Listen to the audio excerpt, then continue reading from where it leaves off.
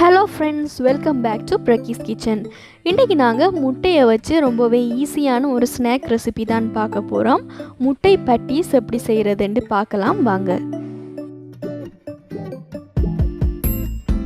இப்போ ஒரு பாத்திரத்துல நான் 3 கப் அளவுக்கு மைதா மாவு சேர்த்துக்கொள்றேன். இப்போ இதுல 1 டீஸ்பூன் அளவுக்கு உப்பு சேர்த்துக்கொள்ளலாம். 1 டேபிள் ஸ்பூன் அளவுக்கு பட்டர் சேர்த்துக்கொள்கிறேன். பட்டர் இல்லாட்டி நீங்கள் எண்ணெய் கூட சேர்த்துக்கொள்ளலாம். இப்போ இதை கையால் நல்லா கலந்து விட்டுக்கொள்ளுங்க. பட்டர் சேர்க்கும் பொழுது உங்களுக்கு அந்த மேல் பகுதி நல்ல கிறிஸ்பியாகவும் சாஃப்டாகவும் வரும்.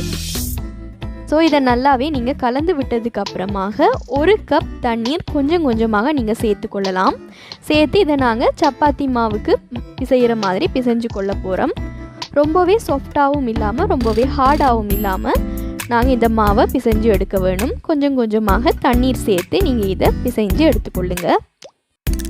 சப்பாத்தி பூரிக்கு நாங்கள் பிசைகிற மாதிரியே இந்த மாவை நீங்கள் பிசைஞ்சு எடுத்துக்கொள்ள வேணும். கொஞ்சம் டைம் எடுத்து நீங்கள் இதை பிசைஞ்சு கொண்டீங்களா இருந்தால் நல்ல சாஃப்டான மாவாக உங்களுக்கு இது வரும். கூடவே நான் எண்ணெய் ப்ரஷ் பண்ணி கொள்கிறேன். இதை ஒரு 10 நிமிஷம் நாங்கள் மூடி இப்படியே வச்சு கொள்ள போகிறோம். ஸோ காய்ஞ்சு போகாமல் இருக்கிறதுக்காக நான் மேலே எண்ணெய் ப்ரஷ் பண்ணியிருக்கிறேன். இப்போ இதை க்ளோஸ் பண்ணி நாங்கள் வேறையாக எடுத்து வச்சிடலாம். இப்போ நாங்கள் ஸ்டஃபிங் செய்கிறதுக்கு ரெடி பண்ணலாம். நான் ஒரு பேனில் 2 டேபிள் ஸ்பூன் அளவுக்கு எண்ணெய் சேர்த்துருக்கிறேன். எண்ணெய் சூடானதுக்கு அப்புறமாக 2 ரம்பை இலை சேர்த்துருக்கிறேன். இதை நாங்கள் அப்புறமாக எடுத்து வீசிடலாம். இப்போ வாசனைக்காக இதில் சேர்த்துக்கொள்கிறோம். ஏலக்காய் 3 சேர்த்துருக்கிறேன். ஒரு கிராம்பு, ஒரு துண்டு பட்டை சேர்த்துருக்கிறேன். கூடவே 4 பச்சை மிளகாய் பொடியாக நறுக்கி சேர்த்துருக்கிறேன். 5 கருவேப்பிலை, அதையும் பொடியாக நறுக்கி சேர்த்துக்கொள்ளலாம். 1 நிமிஷம் இதை நாங்கள் நல்லா வதக்கி விட்டு கொள்ள போகிறோம். இப்போது இதில் சேர்த்துருக்கிற பச்சை மிளகாய் கருவேப்பிலை எல்லாம் நல்லா வதங்கினதுக்கு அப்புறமாக நாங்கள் 1 கப் அளவுக்கு நீள வாக்கில் கட் பண்ணின பெரிய வெங்காயம் சேர்த்துக்கொள்ளலாம். வெங்காயம் கொஞ்சம் அதிகமாக இருந்தால் ஸ்டஃபிங் நல்ல டேஸ்ட்டாக வரும். இதை 2 நிமிஷம் நாங்கள் நல்லா சாஃப்டாக வதங்கும் வரைக்கும் வதக்கி கொள்ளலாம். 1 டீஸ்பூன் அளவுக்கு உப்பு சேர்த்துக்கொள்கிறேன். உப்பு சேர்த்தா சீக்கிரமாகவே வதங்கிடும். ஸோ 1 டீஸ்பூன் அளவுக்கு சேர்த்து 2 நிமிஷம் நீங்கள் நல்லா இதை வதக்கி விட்டு கொள்ள வேணும். வெங்காயம் சாஃப்டாக வதங்கினதுக்கு அப்புறமாக 1/2 டீஸ்பூன் அளவுக்கு மஞ்சள் தூள் சேர்த்துக்கொள்கிறேன். கூடவே சிக்கன் கறி பவுடர் 1 டீஸ்பூன் அளவுக்கு சேர்த்துருக்கிறேன் நல்ல ஸ்மெல்லுக்காக. 1 டீஸ்பூன் அளவு ரெட் சில்லி ஃப்ளேக் சேர்த்துக்கொள்ளலாம். வறுத்த கரம் மசாலா 1/2 டீஸ்பூன் அளவுக்கு சேர்த்துக்கொள்கிறேன். சேர்த்து இதை நீங்கள் நல்ல லோ ஃப்ளேமில் 1 நிமிஷம் பச்சை வாசனை போகும் வரைக்கும் வதக்கி கொள்ள வேணும். இஞ்சி பூண்டு விழுது 1 டீஸ்பூன் அளவுக்கு சேர்த்துக்கொள்ளலாம். இஞ்சி பூண்டு விழுதினுடைய பச்சை வாசனை போகும் வரைக்கும் 2 நிமிஷம் இதை நீங்கள் நல்லா வதக்கி கொள்ள வேணும். இப்போது இது எல்லாமே வதங்கினதுக்கு அப்புறமாக 4 வேக வைத்த உருளைக்கிழங்கு நான் மசிச்சு சேர்த்துருக்கிறேன். உருளைக்கிழங்கு வேக வைக்கும் போது தேவையான அளவுக்கு உப்பு சேர்த்து வேக வச்சு எடுத்துக்கொள்ளுங்க. இப்போ இதை நாங்கள் நல்லாவே கலந்து விட்டுற போகிறோம். உப்பு காரம் எல்லாமே சரியாக இருக்குதான்னு பார்த்துக்கொள்ளுங்க. தேவையாண்டா நீங்கள் சேர்த்துக்கொள்ளலாம். நல்லாவே இதை மிக்ஸ் பண்ணி விட்டுற வேணும். இப்போது ஸ்டஃபிங் ரெடியாகியாச்சு. நாங்கள் பட்டீஸ் செய்கிறதுக்கு ரெடி பண்ணலாம். நாங்கள் ஆல்ரெடி பிசைஞ்சு வச்சுருக்கிற இந்த மாவு இப்போ நல்லா சாஃப்டாக வந்திருக்கு. இதை கையால் நல்லா நீங்கள் திரும்ப ஒரு தடவை பிசைஞ்சு விட்டுக்கொள்ளுங்க. இப்போ நாங்கள் இதை பகுதிகளாக பிரித்து கொள்ள போகிறோம்.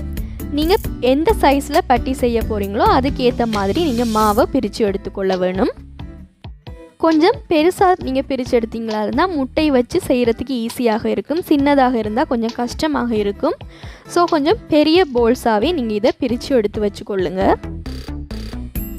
இப்போது மாவு எல்லாத்தையுமே நாங்கள் பிரித்து எடுத்து வச்சு கொண்டாச்சு. இதை நாங்கள் பரப்பி விட்டுறலாம். நல்ல ரவுண்ட் ஷேப்புக்கு வர மாதிரி இதை நாங்கள் விரித்து கொள்ள போகிறோம். ஒரு பெரிய சப்பாத்தியுடைய சைஸுக்கு நீங்கள் இதை பரப்பி எடுத்துக்கொண்டால் சரியாக இருக்கும். ரொம்பவே திக்காகவும் இதை நீங்கள் பரப்பக்கூடாது. ஸோ கிறிஸ்பினஸ் இல்லாமல் போயிடும். ரொம்பவும் தின்னாகவும் நீங்கள் இதை பரப்பக்கூடாது. இந்த அளவுக்கு சைஸ் இருந்தால் போதுமானதாக இருக்கும். இப்போ நாங்கள் இதை சரி சமமாக 2ஆக கட் பண்ணி எடுத்துக்கொள்ளலாம். இப்போ நாங்கள் ஸ்டஃபிங் பண்ணலாம்.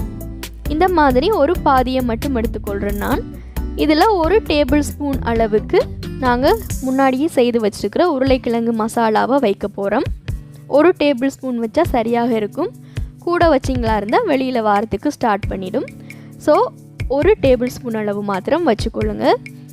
இப்போ இதில் பாதி முட்டையை நான் வச்சுக்கொள்கிறேன். வச்சு நல்லா ப்ரெஸ் பண்ணி விட்டுக்கொள்ளலாம். அதுக்கப்புறமாக இந்த வெளிப்பகுதியை நாங்கள் கையால் ஒட்டி விட போகிறோம்.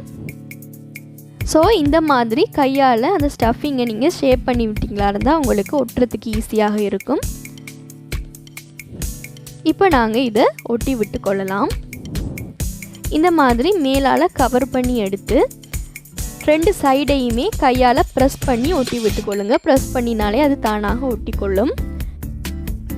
நீங்கள் இந்த முட்டை பேட்டிஸ் வந்து எந்த ஷேப்பில் வேணும்னாலும் செய்யலாம், உங்களுக்கு விருப்பமான மாதிரி. ஆனால் இந்த மாதிரி செய்தால் கொஞ்சம் பார்க்குறதுக்கு டிஃப்ரெண்ட்டாக இருக்குமன்றதால நான் இந்த மாதிரி செய்கிறேன். நீங்கள் உங்களுக்கு பிடிச்ச ஷேப்பில் செய்து கொள்ளலாம்.